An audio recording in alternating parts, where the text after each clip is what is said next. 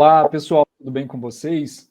Quando nós falamos de violações, violências, nós também precisamos pensar o que existe na outra ponta, o que existe do outro lado.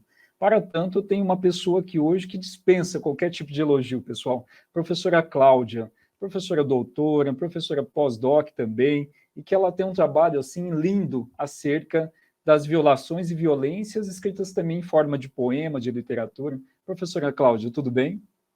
Tudo bem, Michel, muito obrigada pelo convite, por esse elogio que já me coloca em situação complicada, né? Não, nada de complicado, são todos verdadeiros e honestos. Mas, Cláudia, como que a literatura ela pode salvar ou tentar ajudar as pessoas que passam por situação de vítima de violência sexual, de abuso infanto-juvenil? Como que funciona? Como que a literatura pode auxiliar? Eu vou começar citando Antônio Cândido, que é um grande teórico literário, falecido há poucos anos, em 18. A literatura ela tem uma função social. Ela não existe só para o lazer. Ela tem a função de propiciar uma reflexão no leitor, e a partir dessa reflexão, essa reflexão pode ser tanto para o caminho do social, né, de tratar de temas sociais que são caros à sociedade, como tratar de temas mais introspectivos, que dizem respeito aos nossos sentimentos, às nossas sensações, né? A literatura sempre teve esse papel. Quando nós nos deparamos desde as tragédias gregas, nós vamos encontrar essa função social da literatura. E a violência, ela tem sido assim muito recorrente em textos literários. Eu gosto muito de citar o Feliz Ano Novo, do Rubem Fonseca, que é um texto proibido em 75, quando o período da ditadura, e depois republicado muitas vezes, inclusive em 89, logo depois, né, que nós passamos por esse período da ditadura militar, em que ele retrata de maneira muito latente a violência urbana. E choca o leitor, mas o leitor se depara com uma realidade com a qual ele convive, ele assiste na TV. E desde de Rubem Fonseca, outros autores, o que nós chamamos de uma literatura contemporânea, vêm abordando diferentes níveis de violência. E a violência infantil, a violência à mulher, a violência ao outro, né? Existe um texto da Verônica Stigl, que é uma autora contemporânea, gaúcha, que trata de violência com anões. E é muito forte. Quando você lê aquele texto, você fala, nossa, como que ela teve essa percepção em relação a esse outro? Então, tudo isso é muito importante para uma reflexão daquele leitor em relação a esses problemas. É impossível você terminar de ler um texto literário e não sair modificado por ele, sensibilizado com aquela situação e tentar se colocar no lugar da vítima, às vezes no lugar do próprio bandido, né? Mas se colocar no lugar do outro para que você tenha outras perspectivas sobre os problemas. Cláudia, me fala qual que é o título do livro que você está lançando, qual que é o nome desse livro, qual que é o recheio dele, né? Quem são os autores, como que é o formato dele, a metodologia? Esse livro é Onde Pousam os Urubus, é um livro com 10 contos. Eu fico em dúvida se são contos ou microcontos, porque propositalmente eu escrevi contos bem curtos. Foi um exercício mesmo de deixar a linguagem bastante condensada. Esses contos, eles trazem um comentário crítico de colegas de profissão, de colegas que não são da minha profissão, mas são pessoas que eu admiro e que eu sabia que ia direcionar um olhar para esses contos, né? O recheio do livro, né, que tem como tema violência infantil e juvenil, além dos contos, são esses comentários críticos que não estragam a leitura do leitor, né, que não são spoilers do texto, mas abrem o conto para que o leitor já pense um pouquinho naquilo que está ali diante dele e que ele vai conhecer, né? São textos em que eu tentei trabalhar a linguagem seca, uma linguagem bem realista, para mostrar as formas de violência que envolvem crianças e adolescentes. Você mencionou que não é o pessoal somente da literatura, tem mais alguma pessoa do meu campo jurídico, tem alguém desse ramo também comentando algum conto? Tem um juiz, que é o juiz Dr. Fernando Moreira.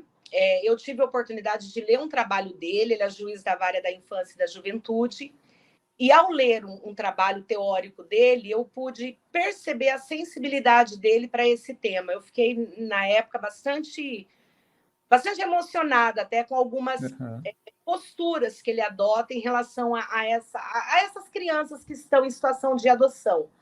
E eu pedi a ele que escrevesse um comentário e, claro, um olhar muito pontual, um olhar também estético para o texto, e ele é a pessoa que está ali, que não é da área da teoria da literatura, né? Então, é um juiz, um profissional do direito, que também contribui com o comentário crítico do livro. Cláudia, como que você espera que esse seu livro ele atinja também a vida dessas pessoas?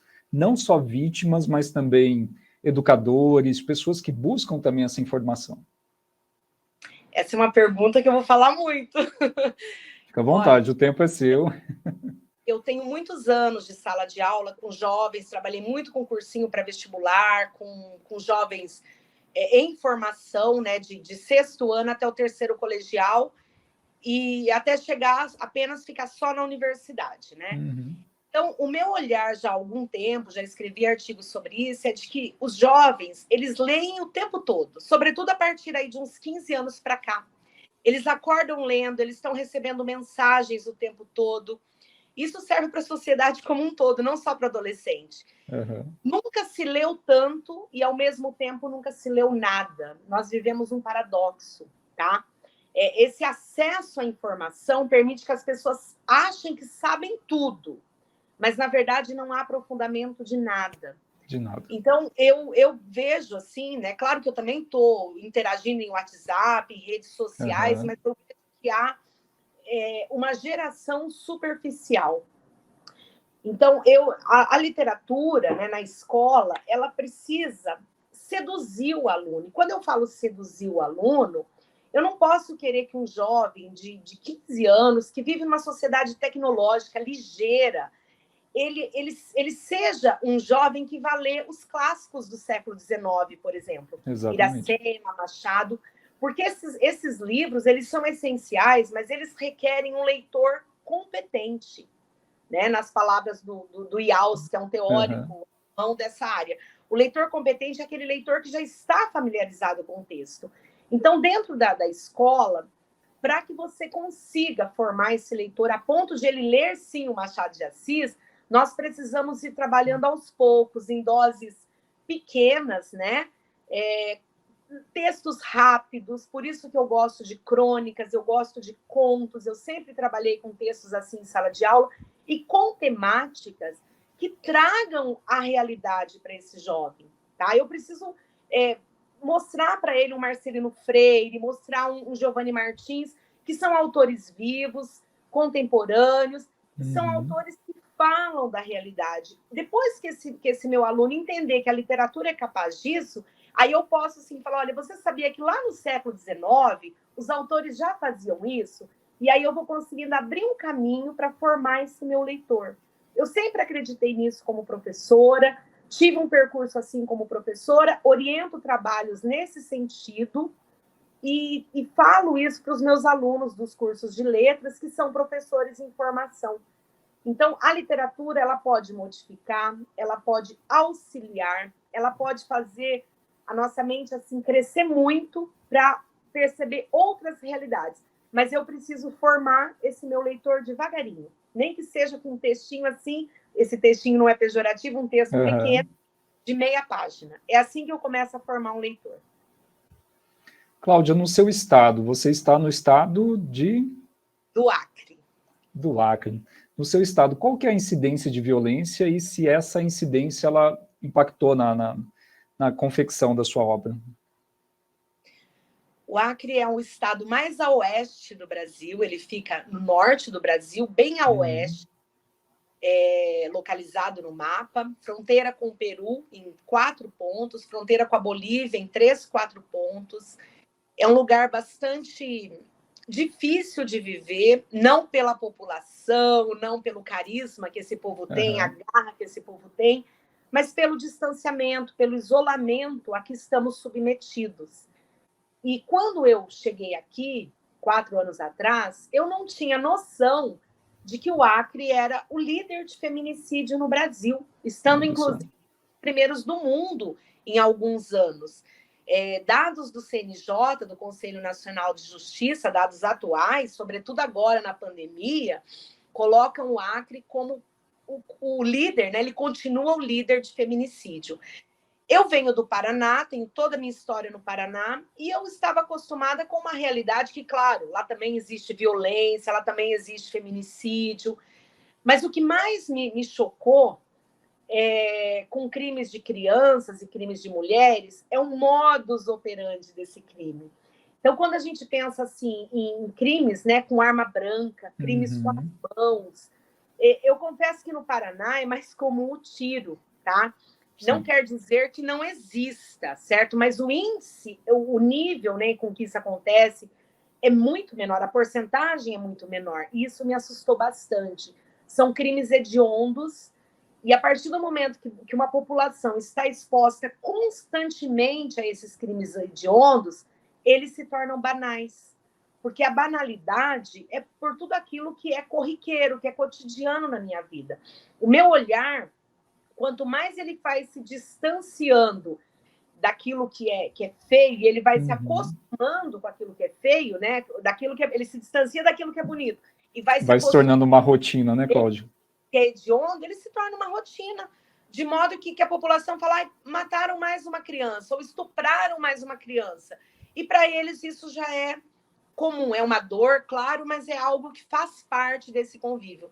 Isso foi um choque assim, bastante grande para mim e motivou, logo no início da pandemia, eu não tinha muito hábito de assistir TV, mas no início da pandemia você fica trancada no apartamento assistindo TV. E eu comecei a me deparar com essa realidade do Acre. Foi um choque. Alguns dos contos eu escrevi chorando, todos eles partem de histórias reais, não tem nome de personagem, mas as pessoas, se forem buscar os dados, elas vão perceber que a criança que foi degolada com 5 anos de idade, aconteceu de fato aqui, o pai realmente matou a criança. A criança que foi mãe com 10 anos de idade, isso realmente aconteceu. O que eu fiz foi pegar essas histórias e trazer um apagamento para a realidade e transformar num texto artístico, ou tentar transformar num texto artístico. Ou seja, você buscou todas as dores do mundo, inclusive, né, furtando aqui o nome do nosso programa, para fazer justamente o seu livro. Você buscou as dores e justificou aí, deu uma, digamos assim, utilizou a ferramenta, a metodologia das crônicas para dar uma suavizada também para o leitor, refletir acerca daquilo. Esse foi o objetivo, né? Claro que eu conheço os meandros de confecção de um texto literário, porque eu trabalho com isso a vida toda, e eu tentei exatamente trabalhar essa linguagem para apresentar essa dor do mundo, né? No texto, embora haja situações de estupro, de violência, de morte, essas palavras elas não aparecem. Eu tentei usar metaforicamente o máximo possível recursos, né, que me permitam uma linguagem crua, uma linguagem seca, mas sem precisar ficar expondo a violência de uma forma assim panfletária, porque o objetivo é ser panfletário. Os jornais já fazem isso muito bem, né? Exatamente. Então eu tentei deixar assim a linguagem mais subjetiva. É claro que você percebe tudo que está acontecendo ali, né? Mas a ideia era não expor essas crianças, né? Também não fazer um escândalo com esses bandidos, embora mas transformar isso com uma linguagem literária mesmo, porque senão o livro não ganharia essa literariedade, seria uma reprodução de notícias de jornal, de fato, no jornal. Cláudia, você mencionou que você trabalha com educação em todos os níveis, né? Desde a educação básica já trabalhou, foi professora de cursinho também, e atualmente é professora universitária. Como que você acredita que a educação e a literatura elas podem modificar um pouco esse nosso mundo que está tão seco, tão amargo, tão violento? Olha, Michel, eu adorei essa pergunta, porque eu sempre digo, a literatura humaniza, tá? Certa vez, muitos anos atrás, lá no estado do Paraná, dando aula para a EJA, era uma turma noturna, e tinha uma senhora, cujo nome eu me lembro, ela acabou publicando um conto num livro que eu organizei lá, e foi muito legal, porque ela se sentiu a pessoa mais importante do mundo, né? Eu fui trabalhar, era uma turma de EJA, de 6º ano ao 9º ano, então nós estamos falando de adultos que pararam na antiga 4ª série, né? E a senhora, eu fui trabalhar e fiz um comentário sobre o conto da Chapeuzinho Vermelho, e ela nunca tinha ouvido falar da Chapeuzinho Vermelho, né?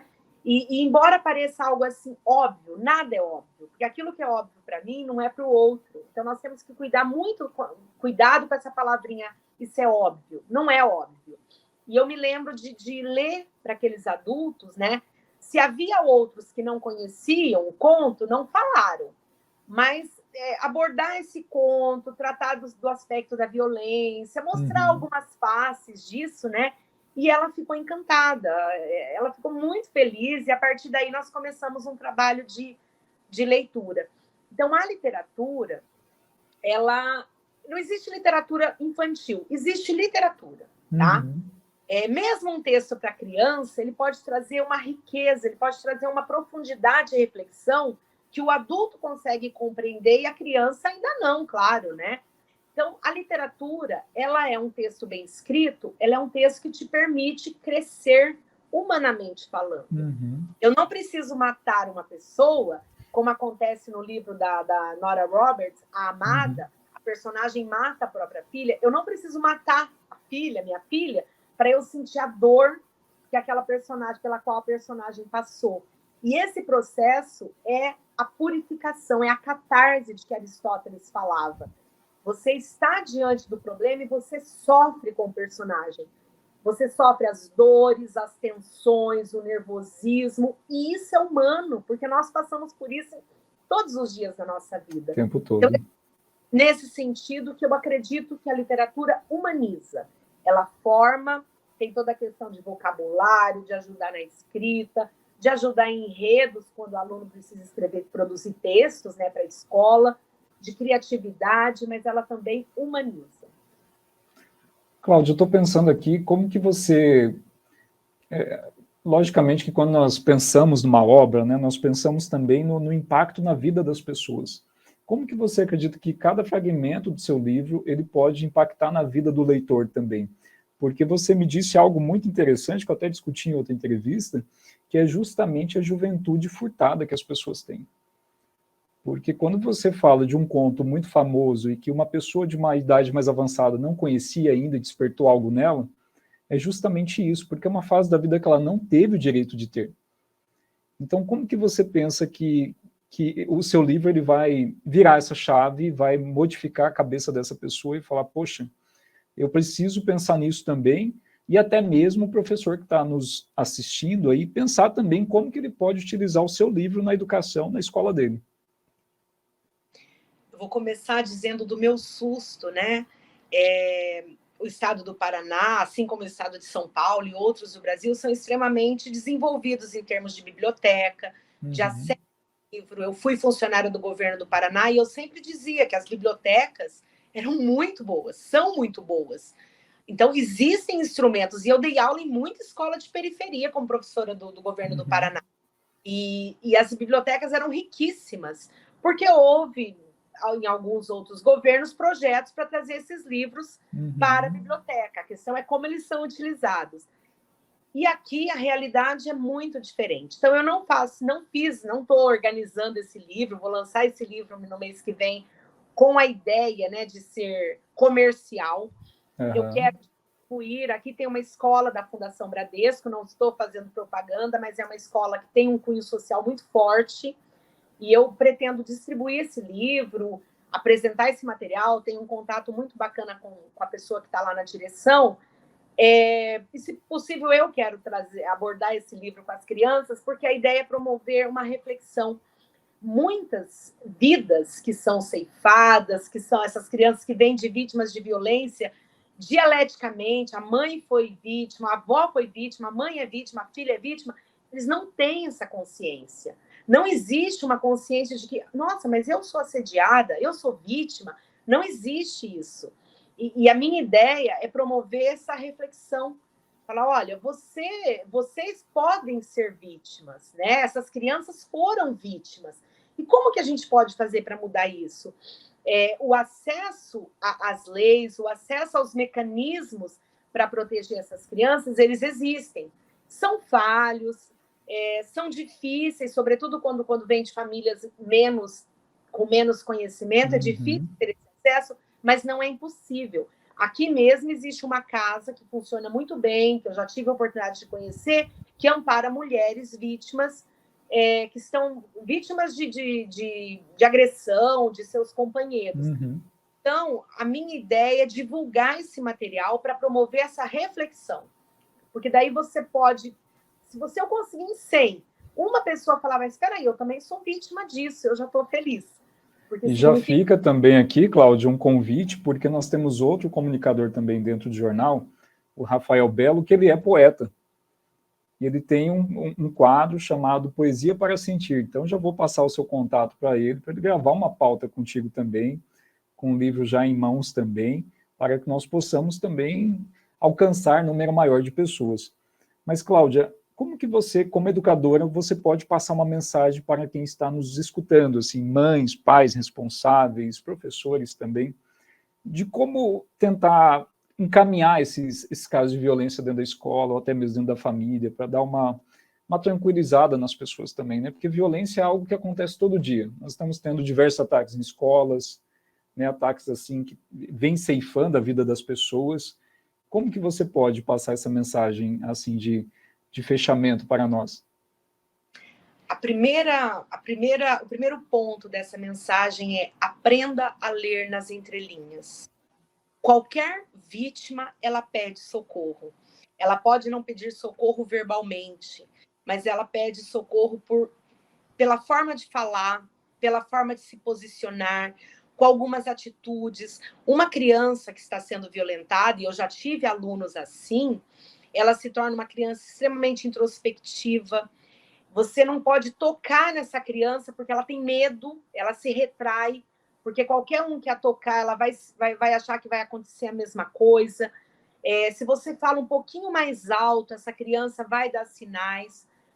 O diálogo, ele é essencial dentro da família, nas relações, seja qual modelo de família for, ele é essencial. E se a pessoa não falar, ela vai falar por gestos, o nosso corpo fala. Então, a minha sugestão, tanto para professores, né? Eu sei que a vida do professor é corrida, o mundo exige que sejamos múltiplos, mas aprenda a ler o seu aluno. As posturas, muitas vezes o professor tem mais capacidade de perceber um problema do que a própria família. Então, aprenda a ler o seu aluno, a mãe aprenda a ouvir um pouquinho o seu filho, em vez de pensar que ele está fazendo birra porque ele não quer ir para a escola, ou porque ele não quer ir na casa do tio, de repente investigar se aconteceu alguma coisa nesse ambiente que pode ser aí um resquício, algum indício, perdão, não é um resquício, um indício de que aí tem alguma coisinha errada. Então, ler o corpo, ler os gestos, ler as atitudes e dialogar. Eu acho que essa é a grande chave para a gente se dar bem em todas as áreas, para a gente conseguir ter harmonia nas relações. Com certeza. Cláudia, para quem pretende segui-la nas redes sociais, qual que é o seu arroba? Meu arroba é Cláudia Bergamini 2. Vou ficar extremamente feliz para aqueles que quiserem me seguir. Eu basicamente uso só o Instagram para textos, às vezes algumas fotos de corrida para me deixar mais feliz, mas eu gosto bastante de postar textos, de postar lá o link da minha coluna de um jornal para o qual eu publico. Eu vou ficar extremamente feliz de ter você como meu seguidor. Cláudia, te agradeço imensamente a entrevista, belíssima e sensível ao mesmo tempo, né? Porque violência é algo que todo mundo vive em algum momento da vida, e o que nós precisamos é justamente buscar essa ferramenta de combate. E nada melhor do que a educação também. Então, te agradeço muito. A porta fica totalmente aberta para você, do jornal. Você é uma amiga minha pessoal, então sinta-se à vontade, sempre que quiser também retornar para alguma pauta nova. Muito obrigada, Michel. Eu fico honrada com o convite. Sabe o tanto que eu admiro o seu trabalho, seus seus artigos, seu trabalho incansável com relação à violência, em especial a violência a jovens, a mulheres, e nós precisamos dessa sensibilidade, né? No passado éramos rudes e não tínhamos tecnologia. Agora temos tecnologia e estamos nos tornando rudes de novo. Então, acho que essa sensibilidade ela é necessária em todas as áreas do saber. Muito obrigada mesmo pela oportunidade. Eu que agradeço. Pessoal, até o próximo episódio. Tchau, tchau.